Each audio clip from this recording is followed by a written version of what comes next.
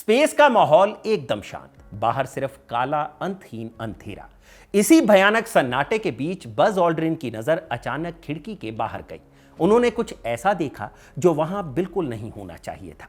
उनके स्पेसक्राफ्ट के साथ साथ एक तेज चमकती हुई रोशनी सफर कर रही थी।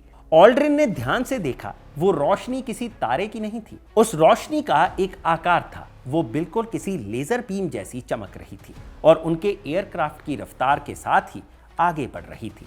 ऑल्ड्रिन घबराए नहीं, लेकिन वो हैरान जरूर थे।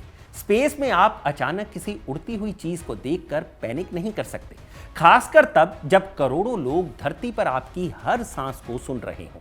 और सबसे बड़ी बात, ये अमेरिका की साख का सवाल था। अगर वो घबराते तो उन्हें मानसिक तौर पर अनफिट मानकर मिशन को बीच में ही अबॉर्ट किया जा सकता था। इसलिए ऑल्ड्रिन ने बड़ी चालाकी से धरती पर बैठे नासा के मिशन कंट्रोल यानी ह्यूस्टन से संपर्क साधा। उन्होंने खुलेआम ये नहीं कहा कि हमें कोई उड़न तश्तरी दिख रही है। इसके बजाय उन्होंने कोडवर्ड की तरह एक बहुत ही साधारण सा सवाल पूछा, हमारा S4B पैनल हमसे कितनी दूर है? S4B दरअसल उनके उसी विशालकाय सैटर्न 5 रॉकेट का तीसरा हिस्सा था, जो लॉन्च के कुछ वक्त बाद स्पेसक्राफ्ट से अलग हो गया था।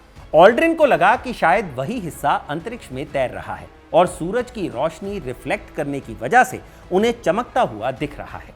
लेकिन मिशन कंट्रोल से जो जवाब आया, उसने अंतरिक्ष यान में बैठे तीनों यात्रियों के रोंगटे खड़े कर दिए। ह्यूस्टन ने अपने रडार चेक करके बताया, आपका S4B पैनल आपसे करीब 6000 नॉटिकल माइल्स यानी लगभग 11000 किलोमीटर दूर है। अब ऑल्ड्रिन को समझ आ गया था कि खिड़की के बाहर जो चीज उनके साथ साथ उड़ रही है वो उनके रॉकेट का हिस्सा बिल्कुल नहीं है, वो कुछ और ही है। लेकिन वो क्या है?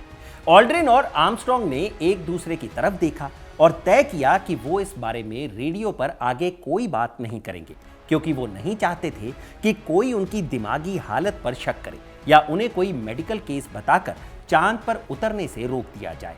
मिशन पूरा हुआ, दोनों चांद से वापस धरती पर लौट आए। दुनिया के लिए वो हीरो बन गए थे, लेकिन बरसों तक उस रहस्यमयी रोशनी का राज उनके सीने में ही दफन रहा। बाद में जब बज ऑल्ड्रिन ने कई इंटरव्यूज में इस घटना का जिक्र किया तो दुनिया भर के वैज्ञानिकों और सरकारों ने इसे नजरअंदाज कर दिया। किसी ने इसे बर्फ का टुकड़ा बताया तो किसी ने दिमाग का वहम।